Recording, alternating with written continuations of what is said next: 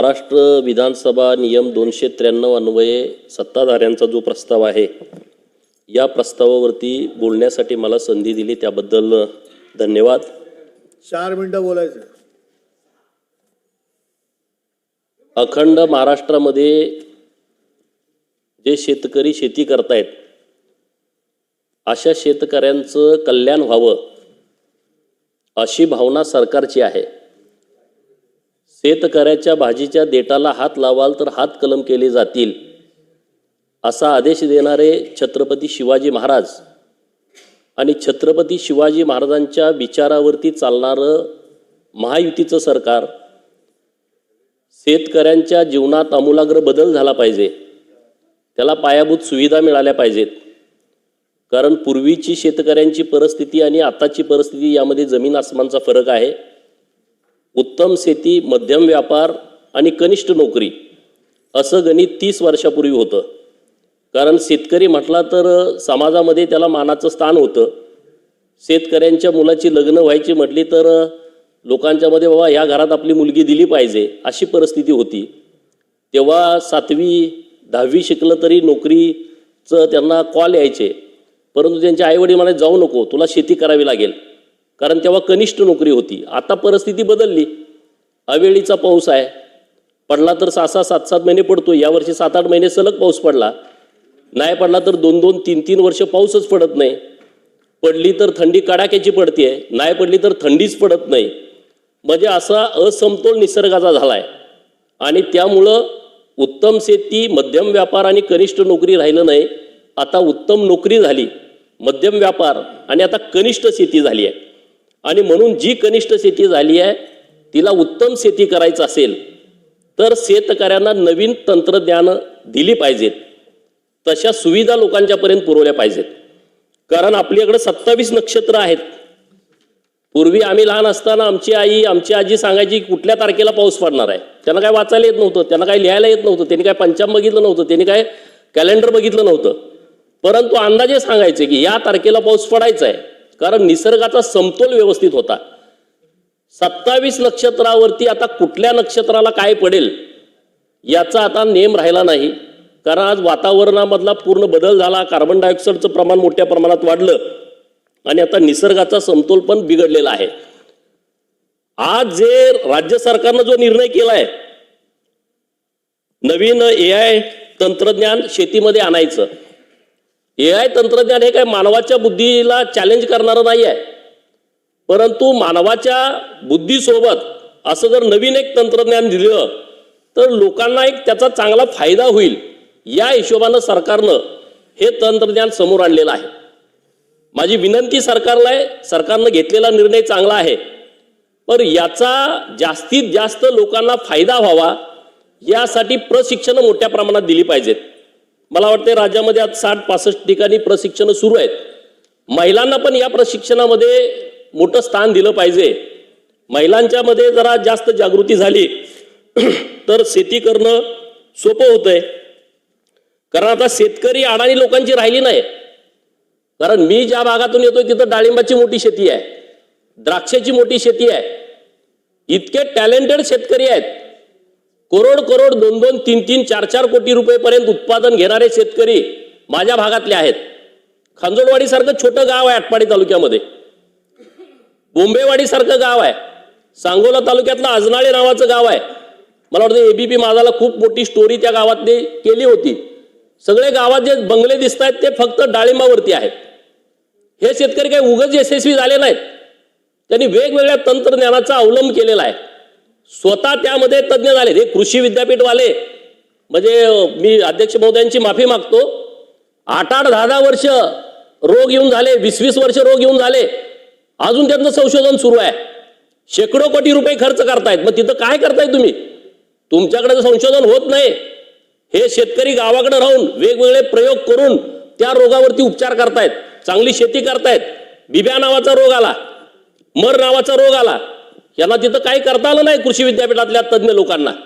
अरे तुम्ही सरकारचा पगार घेता, तुम्ही तिथं खुर्च्या उभावताय आणि ह्याच्यावरती तुम्ही संशोधन करू शकत नाही, याचा सुद्धा विचार सरकारनं करण्याची आवश्यकता आहे। कुठल्या कृषी विद्यापीठाला आतापर्यंत किती पैसे दिले दरवर्षी, आणि या तंत्रज्ञानामध्ये त्यांनी काय भर पाडला, कुठल्या रोगावरती कुठला उपचार काढला.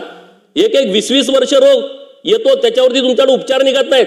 माझ्या गावाकडे राहणारा शेतकरी जो कृषीचा पदवीधर नाही, परंतु त्या शेतीमध्ये त्याच्या बघितलं तर दृष्ट लागल अशा पद्धतीची शेती तो करतोय, त्याला याचा फायदा होईल. हे तंत्रज्ञान जे नवीन आलेलं आहे त्याचा फायदा त्या लोकांना होईल.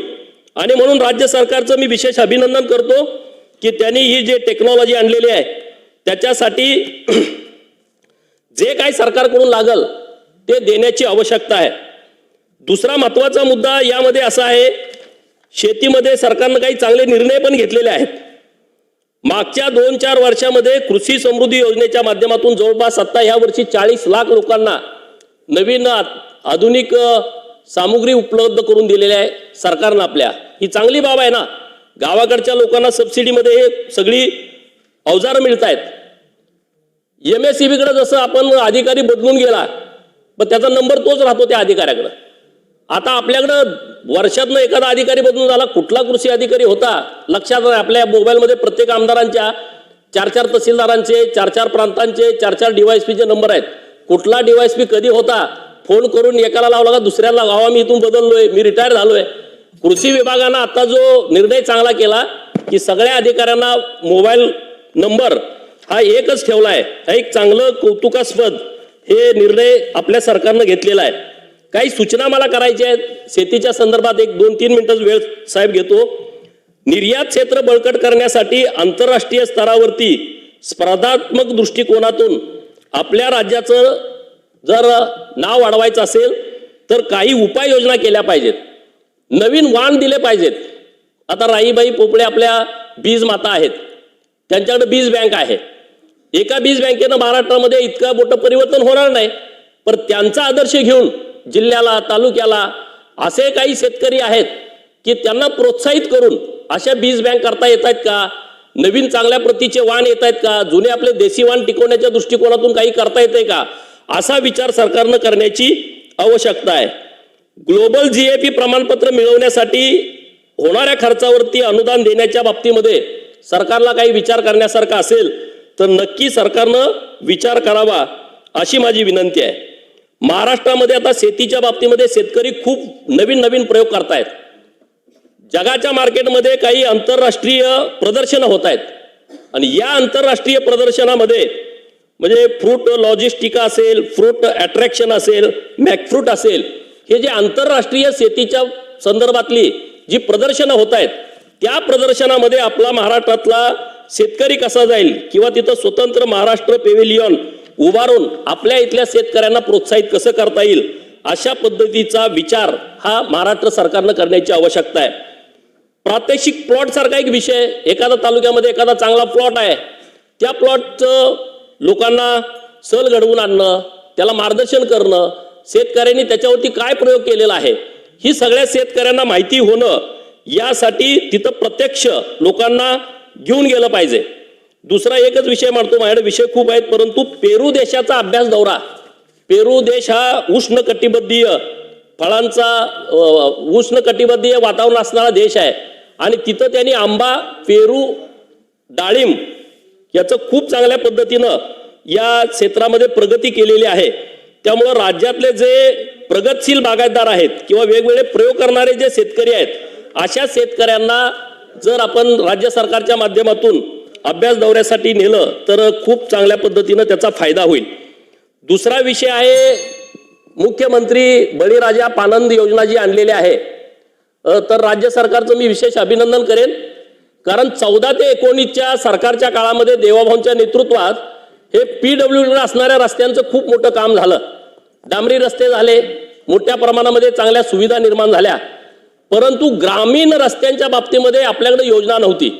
मी सरकारचं विशेष अभिनंदन करेन की 22 नंतर मुख्यमंत्री ग्राम सडक योजना आली आणि त्या योजनेच्या माध्यमातून टप्पा क्रमांक 1 आणि टप्पा क्रमांक 2 मध्ये जवळपास 17,000 किलोमीटरचे रस्ते झाले. आता त्याच्या पुढे जाऊन हे जे रस्ते आहेत ते कुणाकडेच नोंद नाहीत.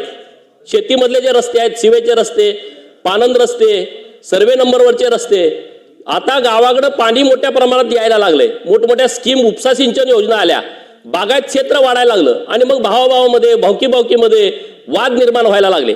एखादी ग्रामपंचायतीची निवडणूक झाली का रस्ते बंद करून टाका, एखादी आमदारकीची निवडणूक झाली गावाड वाद होतात. आता माननीय देवाभाऊनी आणि चंद्रशेखर बावनकुळे साहेबांनी जो रस्त्याचा निर्णय घेतलाय हा अत्यंत कौतुकास्पद आहे.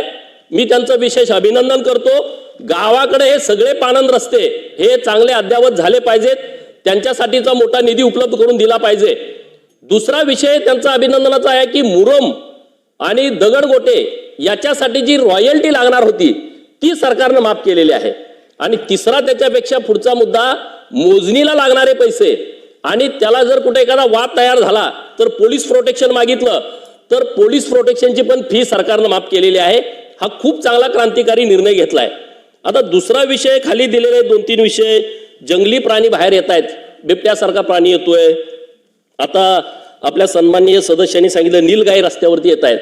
आता बिबट्याचा विषय मी गेले वर्ष, 1.5 वर्ष, 2 वर्ष ऐकतोय. आता आमच्या आटपाडी भागात पण परवा अशी बातमी आली की बिबट्या आला. काय संबंध नाही तिकडं, बिबट्या बाहेर का आला ह्याच्यावरती का सरकार विचार करत नाही? कारण त्यांच्या आदिवासामध्ये जंगलामध्ये पूर्वी जे खाद्य मिळत होतं ते आता मिळत नाही. खाद्य कोण होतं? सरकार तर टाकत नाही ना जंगलामध्ये खाद्य देऊन. जंगलामध्ये आमचे मेंढपाळ जात होते, रोज बातम्या यायच्या, ह्या मेंढपाळाच्या 2-4 मेंढ्या मारल्या, त्या मेंढपाळाच्या लांडग्यानं मारल्या, बिबट्यानं मारल्या, वाघानं मारल्या.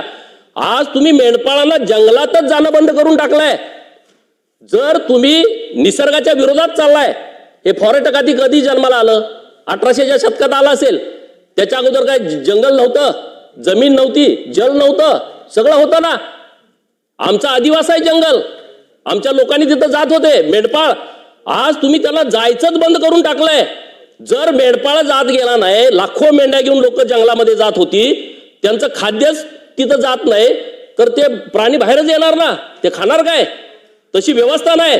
सरकारला माझी हात जोडून विनंती आहे की मेंढपाळांच्या बाबतीमध्ये जंगलामध्ये जसं पूर्वी जात होते, ह्या सगळ्या अधिकाऱ्यांचं तुम्ही ऐकू नका. एसी मध्ये बसून जे आवाज देत आहेत त्या अधिकाऱ्यामध्ये तिथं मेंढपाळ गेले का मग तिथं गवत उगवत नाही, ते मेंढ्याचे त्याच्यावरती पाय पडतात. अरे कुठलं काय काढलंय तुम्ही? हे काहीतरी ठरवा एकदा बसून. ह्या 2 वर्ष तुम्ही मेंढपाळांना जंगलात जायला संधी द्या, बघा तुमचा हे सगळा प्रश्न निकाली निघून जातोय. माझी विनंती आहे सरकारकडं, या विषयावरती माननीय अध्यक्ष महोदय सरकारला योग्य सूचना द्याव्यात. एवढंच या निमित्तानं बोलतो आणि थांबतो. जय हिंद. बोलण्यास संधी दिली, धन्यवाद. अभिमन्यू पवार.